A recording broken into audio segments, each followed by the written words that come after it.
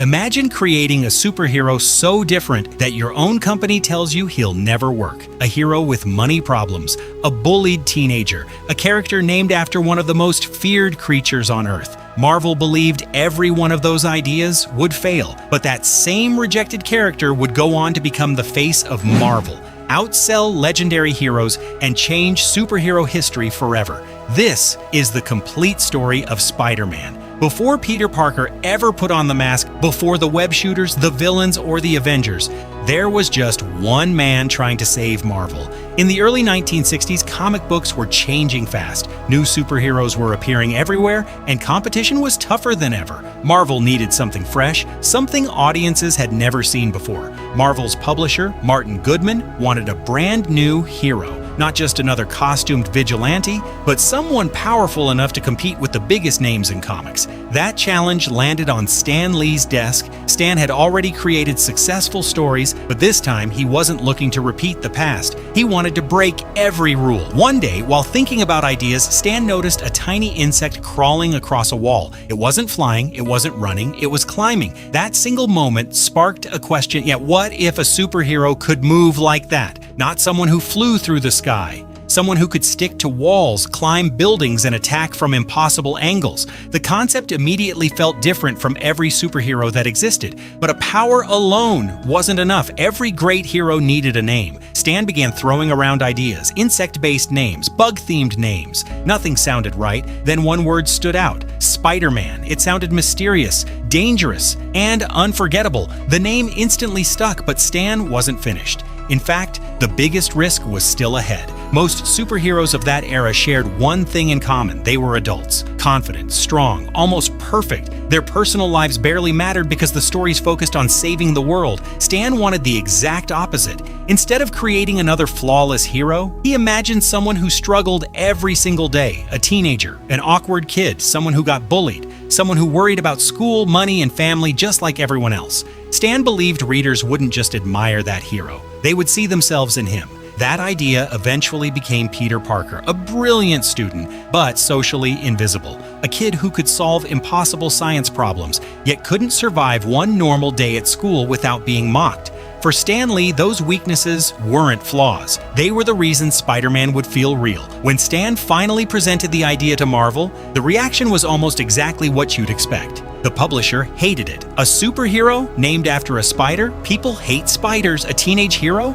Teenagers are supposed to help superheroes, not be the superhero. A hero with personal problems? Heroes are supposed to escape reality, not remind readers of it. To Marvel, everything about Spider-Man sounded like a terrible business decision. Stan was basically told to forget the character and come back with something else. For most creators, that would have been the end. But Stan refused to let the idea die. Around that same time, Marvel had another problem. A comic series called Amazing Fantasy wasn't selling well. Sales had dropped so much that Marvel decided to cancel it. Only one issue remained before the series disappeared forever. Stan saw an opportunity. If the series was ending anyway, what did they have to lose? Instead of creating another forgettable story, he secretly placed his rejected superhero into the very last issue. If Spider-Man failed, nobody would care. The comic was already over. But if somehow it worked, everything could change. Now there was one final problem. Spider-Man needed a face. Someone had to design him. Stan first approached legendary artist Jack Kirby. Kirby was already one of the biggest names in comics, but his version of Spider-Man didn't match what Stan imagined. The character looked too heroic and too muscular, too much like every other superhero. So Marvel turned to another artist, Steve Ditko, and that decision changed comic history forever. Ditko saw Spider-Man differently. Instead of creating a perfect hero, he designed someone lean, flexible, almost awkward. A hero who looked fast instead of unstoppable. The costume itself also went through major changes. Early versions experimented with different color combinations before settling into the iconic design that fans recognize today: the large, expressive eyes, the web pattern covering the entire suit, the slim, athletic body. Almost every visual detail that defines Spider-Man today came from Ditko's unique style. Without him, Spider-Man simply wouldn't look like Spider-Man. As the character took shape, another debate quietly began behind the scenes. Who actually created Spider-Man? Stan Lee had written the concept, the origin, the personality, and the story. Steve Ditko had designed the look and the suit.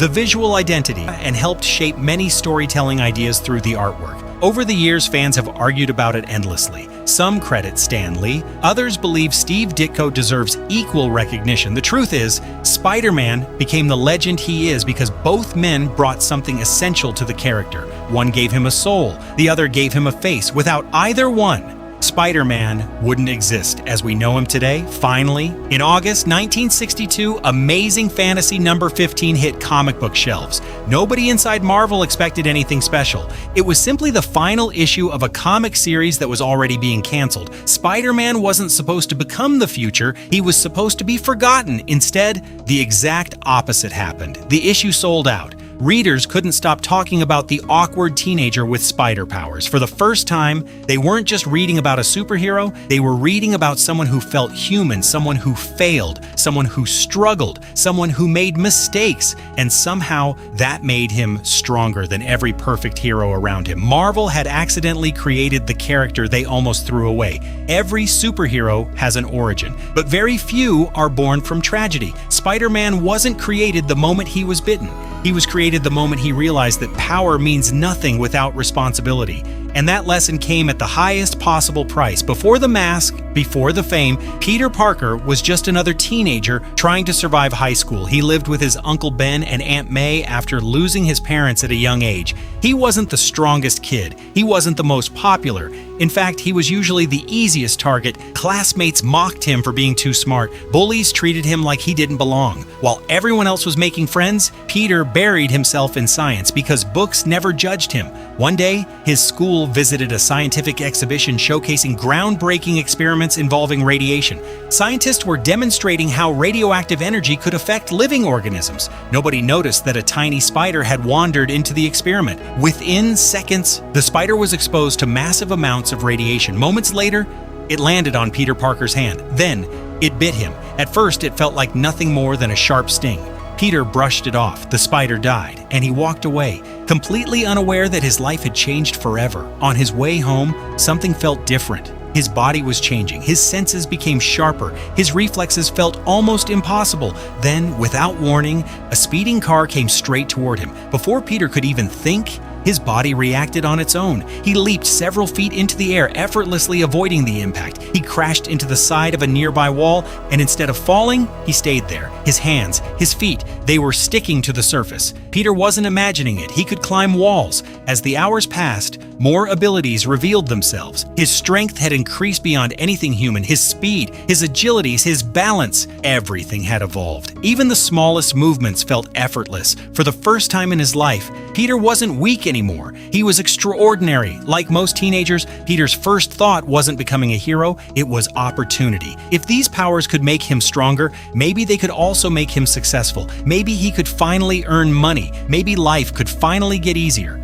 Soon, Peter entered a local wrestling challenge where anyone who could defeat the reigning champion would win a cash prize. To protect his identity, he threw together a simple mask. The audience expected another ordinary challenger. Instead, they witnessed something unbelievable. Peter defeated the champion with incredible speed and impossible reflexes. The crowd erupted. For the first time in his life, people were cheering his name instead of laughing at him. That performance caught the attention of television producers. Peter realized something important. His abilities weren't just useful, they were entertaining. If people were willing to pay to watch him, why not turn his powers into a career? But there was one problem: he needed a real identity. Unlike many superheroes who received advanced technology from billionaires or secret organizations, Peter built almost everything himself. Using his scientific genius, he designed a special web formula capable of creating incredibly strong synthetic webbing. Then he engineered compact mechanical devices that could fire those webs with remarkable precision.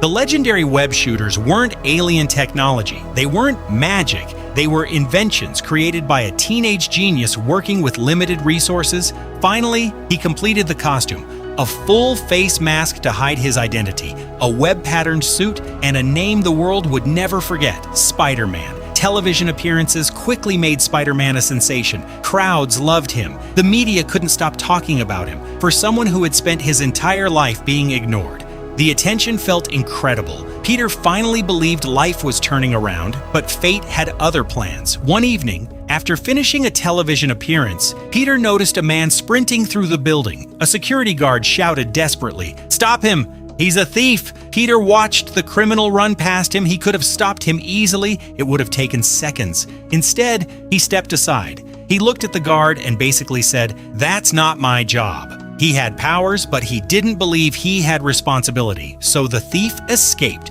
Peter walked away, thinking he'd made the right choice. A short time later, his world fell apart. Police informed Peter that Uncle Ben had been shot during a robbery. The man who had raised him, the man who had always believed in him, was gone. Devastated and furious, Peter hunted down the killer. He tracked the criminal to an abandoned building. As he cornered the murderer, he finally saw the man's face. Everything stopped. It was the same thief, the one Peter had allowed to escape. If he had acted that night, Uncle Ben would still be alive. Peter didn't lose Uncle Ben because he lacked power. He lost him because he chose not to use it. That realization shattered him. In that moment, Spider-Man truly came to life. Not because of radioactive powers, not because of the costume, not because of the web shooters, but because Peter finally understood what being a hero actually meant. Power isn't a privilege, it's a responsibility. From that day forward, Peter Parker made himself one promise. His powers would never again be used for fame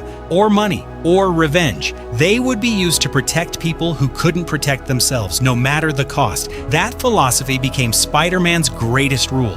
He doesn't kill when another choice exists. He believes justice should prevail, not personal vengeance. Again and again, Peter sacrifices his own happiness to save complete strangers, friends, relationships, career opportunities, even his own future. Everything comes second. If someone else needs saving, that's what separates Spider-Man from ordinary heroes. He doesn't help because it's easy. He helps because he knows exactly what happens when you don't. And that single lesson would define every battle he fights for the rest of his life. By now, Peter Parker had become Spider-Man, but here's what makes him truly terrifying. Most people only think of him as the guy who swings between buildings. In reality, Spider-Man is one of Marvel's physically strongest street-level heroes, and most of the time, he's holding back. Let's start with the ability everyone knows, Spider Sense. This isn't just a warning system, it's an advanced danger instinct that reacts before Peter consciously understands what's happening. A sniper pulling the trigger, a punch coming from behind, a collapsing building, even attacks outside his field of vision. His body often moves before his brain has time to process the threat. That's why landing a clean hit on Spider-Man is so difficult. It's almost like fighting someone who can see the future a split second before everyone else. But Spider Sense isn't perfect. When it's overwhelmed by constant threats or intense sensory overload, it can become less reliable. And there are enemies who know exactly how to exploit that weakness. We'll come back to that in a moment. Next comes his wall-crawling ability. At first glance, it seems simple, but it's one of the reasons Spider-Man is so unpredictable in combat. Walls, ceilings, glass, steel. Almost any surface can become part of the battlefield. While his enemies are thinking in 2 dimensions, Spider-Man is fighting in 3. Every wall becomes an escape route. Every ceiling becomes an ambush point. That freedom of movement makes him nearly impossible to trap. Then there's his speed and agility. Spider-Man doesn't rely on brute force alone. His reflexes, balance, and acrobatic movement allow him to dodge attacks that would overwhelm most heroes. Watching him fight is less like watching a boxer, and more like watching someone dance through chaos. Every flip, every swing, every landing is controlled with incredible precision, but beneath all that agility is unbelievable strength.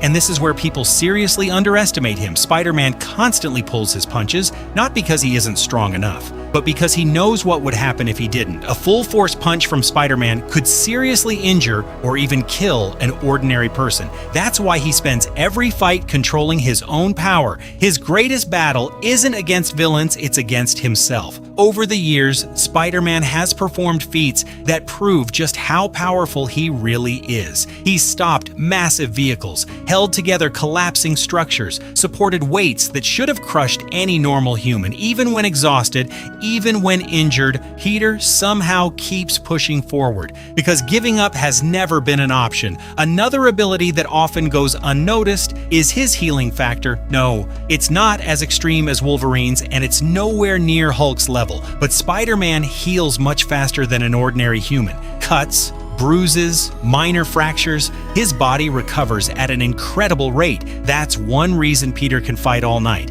and still be back on his feet far sooner than most people expect. His enhanced biology also gives him an incredibly resilient immune system, making him far more resistant to illness than an average person. Of course, not every version of Spider-Man is exactly the same. Comic writers have expanded his abilities in different ways over the decades. Some versions give him organic webs instead of mechanical web shooters. Others push his spider sense even further. Some temporarily evolve him into more spider-like forms. But regardless of the version, the core of Spider-Man always remains the same. Strength, speed, agility, spider sense, wall crawling, and the brilliant mind of Peter Parker. That intelligence is one of his greatest superpowers. Peter isn't just a fighter, he's one of Marvel's smartest inventors. His web shooters, web fluid, tracking devices, specialized gadgets, most of them were built by Peter himself. He doesn't depend on advanced alien technology. He creates solutions with his own knowledge. Sometimes,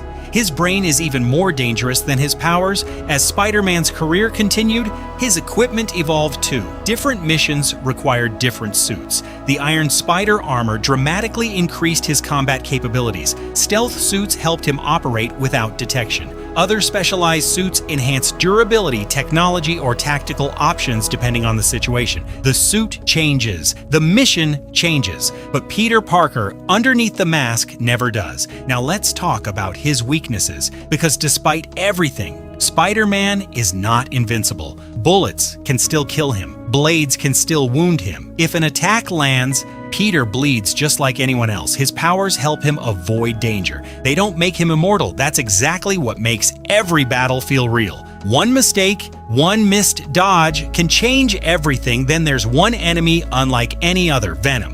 Most opponents trigger spider sense before attacking. Venom doesn't because of the unique bond between the symbiote and Spider-Man's biology. Peter's greatest warning system often fails against him. That means Venom can attack without setting off the very instinct Spider-Man relies on to survive. Against most enemies, spider sense is his greatest advantage. Against Venom, it's almost useless, which is exactly why Venom remains one of Spider-Man's most dangerous rivals. There's also anti-Venom. Unlike Venom, anti-Venom possesses abilities that can neutralize certain symbiote-related and abnormal biological effects. In some comic storylines, that power even interferes with the radioactive changes inside Spider-Man's body. If pushed to its absolute limit, it has the potential to strip away the source of Peter's spider abilities entirely. For Spider-Man, that's a terrifying possibility, because defeating him wouldn't require killing him. It would simply require making him ordinary again. After decades of stories, thousands of comics, movies, animated series, and countless alternate universes, Spider-Man has remained one of the most beloved superheroes ever created. Not because he's the strongest, not because he's the richest, not because he always wins, but because he never stops trying. Peter Parker reminds us that heroes aren't defined by perfect lives. They're defined by impossible choices. Every time he puts on the mask, he sacrifices something: his time, his future, his relationships, sometimes even his own happiness, and yet he still swings back into the fight again and again and again, because that's who Spider-Man is. A kid who was given incredible power, made one tragic mistake, and spent the rest of his life making sure no one else had to pay the same price. That's why Spider-Man isn't just Marvel's greatest hero. For millions of people, he's the most relatable superhero ever created. If you enjoyed this complete story, let me know which Spider-Man era, suit, or villain you'd like to see explored next, because every version of Spider-Man has a story worth telling.